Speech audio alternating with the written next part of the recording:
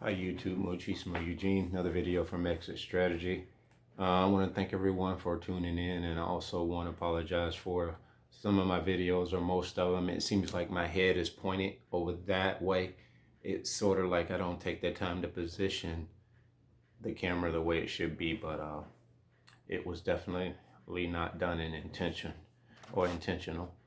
So hopefully this is better, because these things matter, I guess, to keep the gauge and the attention of the audience. So in time, I'll work on all the little quirks that I have problems with. This is all new to us that are not normally on film or TV. So I'm sure you guys understand that. So work with me. Today is titled 3 Things Narcissist Does to Go to Work on Empaths Immediately. That's a long title, but it's a good one. 3 things the narcissist does to go to work on the empath immediately. And this comes from experience. This ain't something I read. So these are most often the better videos for us to kind of, connect with you guys, because it's something that you all can relate to somehow or another. I use the word insidious a lot, and that word is seems like a very nice word to describe these people. It's too nice, but I'll give you a definition of insidious. Proceeding in a gradual, subtle way with harmful effects. That's them in a nutshell. And it says, to give an example in a sentence, is sexually transmitted disease can be insidious and sometimes without symptoms. They're good at giving you that too. Stealthy. These are similarities. Stealthy, subtle, surreptitious. Surreptitious, yeah. And then it goes on to say insidious. Another definition is working or spreading in a hidden and usually injurious way. Working or spreading in a hidden and usually injurious way. Glaucoma is an insidious disease. Insidious actions are covert. Those who carry them out hope to accomplish some act of evil. I'm just giving you what I read. Hope you're paying attention. And the last one is in a sentence: secret meetings and intrigue are insidious activities. Insidious behavior typically isn't bad on its surface. Well, they took private counsel on Jesus Christ before they crucified him. And they had no cause, but they just hated him. That was the first group. That was the first major group of narcissists, if you didn't know that. Or it was led by a covert or probably a grandiose narcissist. And I think it was Pilate who gave him consent to go ahead and do it, but at the same time saying blood's not on his hands. He was either flying monkey,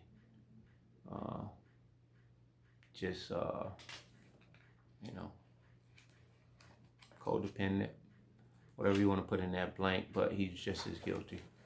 So back to the subject: 3 things narcissist does to go to work on the empaths immediately.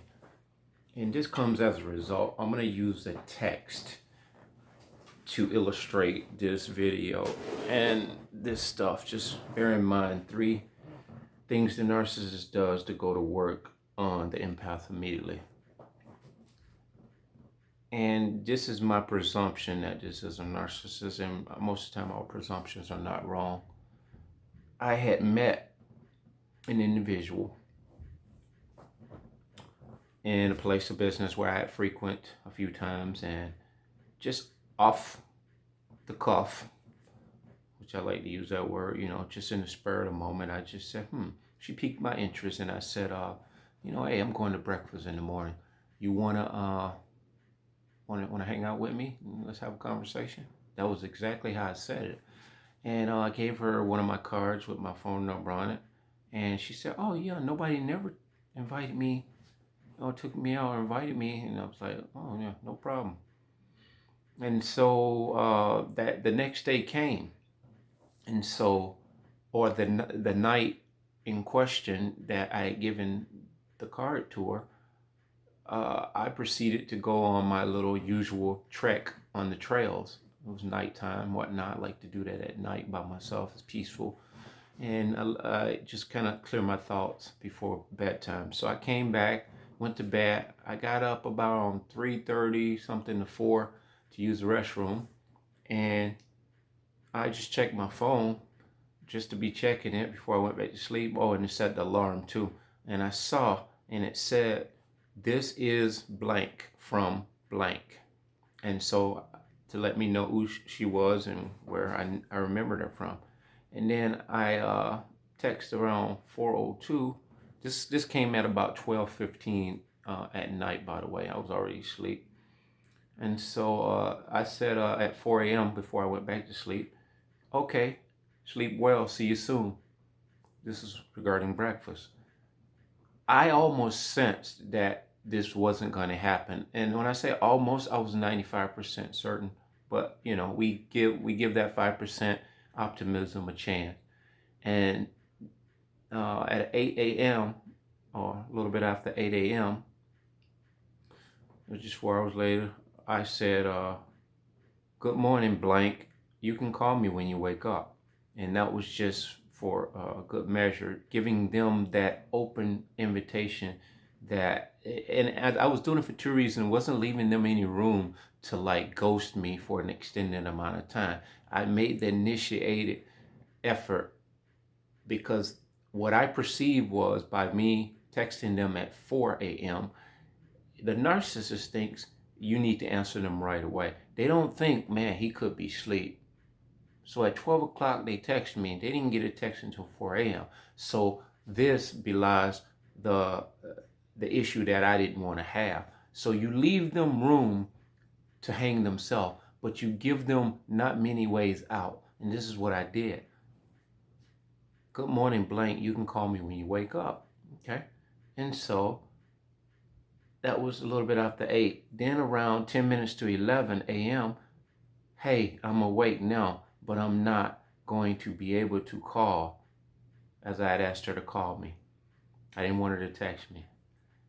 Hey, I'm awake now, but I'm not going to be able to call with this full house, unfortunately.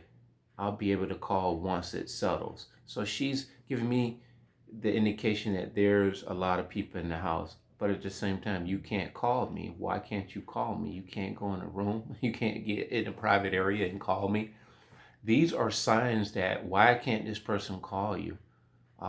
There is something being hidden here. There's covert action going on. I almost presumed that was something because I'd asked, I say, you single? You don't have anybody? She's like, no, I'm okay.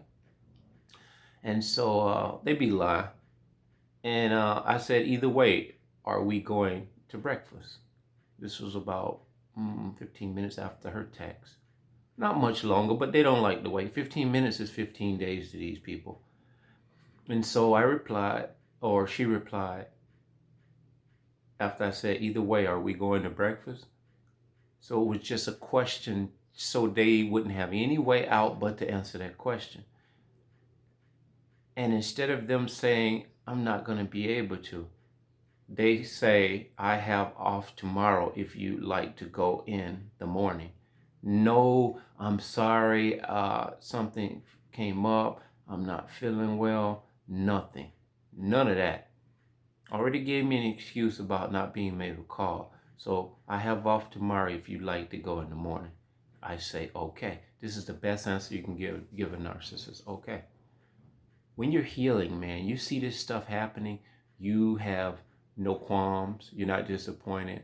But mind you me, as I woke up this morning and I began to just get busy doing my day-to-day work, I looked back at that incident and I said to myself, that did make me pause after they pretty much, I don't want to say stood me up. Yeah, stood me up, making all them breaks like they were going to, oh, okay, yeah, we'll go. You kind of, or I kind of lost a little bit of motivation for like probably a good half hour, 45 minutes. Things that I was aspiring to do in the morning, such as clean, laundry, shave, whatnot. It wasn't like a hit in the gut, but it was kind of like the air got let out of my anticipation. And so when that happens to an empath, until you understand what's happening, that's human nature. That's human. To be disappointment will cause you to lose a little bit of your energetic uh, flair. But what you shouldn't do is when these people, how they move, you anticipate them going to say no or let you down. You continue to use that as learning lessons that you know that you're on the right track to your healing. Because if you can anticipate their next move, you know that you're getting better at not being duped by these people. So I got back motivated was my whole thing of mentioning that. Because, I said to myself, man, this is no never mind. You knew what was going to happen or what wasn't going to happen. So don't let that break your stride. Because once you get motivated and you start doing the things you need to do to better yourself in the here and in the now, and you meet somebody comes along in your life, if they can't move with you at the same pace or a pace somewhat close, you got to keep it moving. And so that text, after she said she had off tomorrow, and I said, okay. And then she immediately, this is what another thing they do. The first thing was to be all giddy about taking you up on an offer. They be high strung. They be gung ho. Then all of a sudden, a day go by, it's like they flip the script. They're not as interested anymore. They are idealizing you, but they are also, by them ghosting you, they're push-pulling, they're putting you on the back burner because they probably got a whole bunch of other stuff going on. So when they wake up and they realize, wow, I got a lot of other victims in line before him, and I forgot about that one. I got to ruin his life, so I got to stand him up, rearrange the dinner table now. And so the second thing is she came back with when I say okay, to reply as to I have tomorrow off if you'd like to go in the morning. I said okay. That's all you say. And not even a minute later, I texted at 11:27 a.m. This is the quickest reply she gave me, which was at 11:27 also. Almost seconds after, she said, how are you doing? They want to test your temperament. They're temperature checking you, because what they did prior was supposed to disappoint me, unravel me, get me flustered, and get me in my feelings. And so I'm surprised she didn't call, because they need to hear your mood. They need to hear your frustration. They need to hear your demeanor. And so I said, just finished laundry and shaving. I'm good. As a reply to how I'm doing. I saved that to last. You word it in a way where you don't answer their question. The question that they needed to know to temperature check you, which is how are you doing? I answered that last. I said just finished laundry and shaving, letting them know I'm moving. I'm keeping it moving. You're not breaking my stride, and you shouldn't. And so she says, oh, and she said that's good to hear. And I say, how about you? And I just used the first initial of her name as like a little pet peeve, like a little pet thing, like, like we've been knowing each other forever. So how about you, blank? And they didn't get the desired effect because it wasn't anything in that text that determined to them that I was in a mood. And so they say, I must have woke up on the wrong side of the bed because I'm cranky this morning.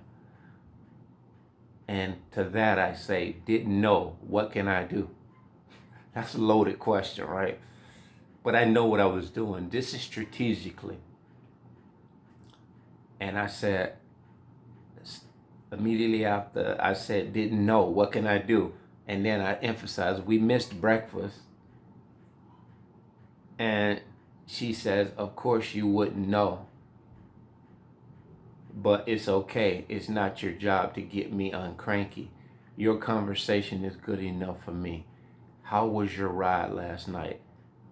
Because, like I said, I was off to do my trail ride on the trail. As you guys know, I like to do that. And so it's very invigorating. It's very therapeutic. And so anything nature, man, get out there and do it. And so she said, how was your ride last night? And I say, no. And I'm replying to her other question. I'm not answering the question about last night. I'm answering one question at a time. I said, no, I don't know. Tell me about it. You seem like you have a good attitude. What's the problem? And then she says, people with good attitudes have their days, probably just because of the weather, hopefully. And then again, I said, okay. And this is her reply. What's your plans for today? I replied, just doing some stuff at home. I'm washing my sheets, clothes, and relaxing. How about you? Which in fact, that was what I was doing. Now, washing my sheets, I had to emphasize that because you know that they want you to be a horn dog for them. So what I said to her was, first of all, honest to goodness, the weekend or weekdays, whenever you guys clean your rooms and your laundry, you tend to do sheets and everything. So I emphasized that, and to let her know, I don't really have a use for anybody helping me do that. But if there's a woman in my life that can do that, that's a great thing. We help each other out. I cook meals sometimes. She cooks meals sometimes. I haven't cooked a meal in a long time. My daughter does it. And so I asked her, how about you? She said, same here, except I'm not doing much cleaning. I have work later on. So I like to chill till then. Guess what I said? Can you guess? Okay. Then I said, hope you have a good day at work. And she said, thank you much. Have a good day as well. See, the conversation was over before we even said that, because when I said, hope you have a good day at work, she think what she meant to accomplish. Blow me off, leave me on the back burner, but she wants to know that I'm not. Even though she meant to make me moody and sour, she needs to kind of have an indication that, oh, I can go back to him, and the hook is in him. He is still interested. That what I just did to him stood him up, didn't make him mad enough to go left. So he has a tolerance. They're looking at your tolerance. How much can this person take? Oh, he passed the first test. And so this is disturbing, to say the least. And it's comical. And I think I give you two reasons. So the third reason to end this video, which ran a bit long, the third thing they do to go to work on you immediately after she's put me on the shelf here at the present moment, now they want to go on to use you because they have your phone number. They've already initiated conversation. So when she's bored, she can text me along with every other potential source of supply she has in her phone, because she spreads it very thin. She spreads herself thick, very thick at the workplace. Very jubilant, very cordial person, which empaths in many ways are that way too. But this is all facade with them. And what happens is when she's bored or at work trying to make another potential source jealous, she can look at her phone and say, oh man, this guy, he keeps on texting me. I'm not interested. I told him that. So you'll be used as a ploy to make that new potential source of supply having to feel like he's in a competition.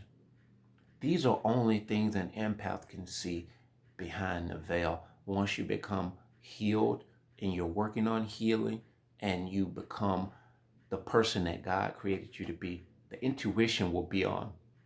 It will be on fire. So I guess me reading this to you guys and giving you all of these illustrations serve to just let you know, in the initial stages when you meet somebody and you exchange numbers and you plan to do something and they stiff you, stand you up, and they give you some half-hearted excuse, nothing remotely like an apology, you already know what that is. And if you saw this girl, I won't say she's drop dead gorgeous. She's a very attractive girl, but at the same time, I tell people Rattlesnake has beautiful eyes. Get too close though. He's a snake. He does what a snake does. He bites. That being said, guys, bless.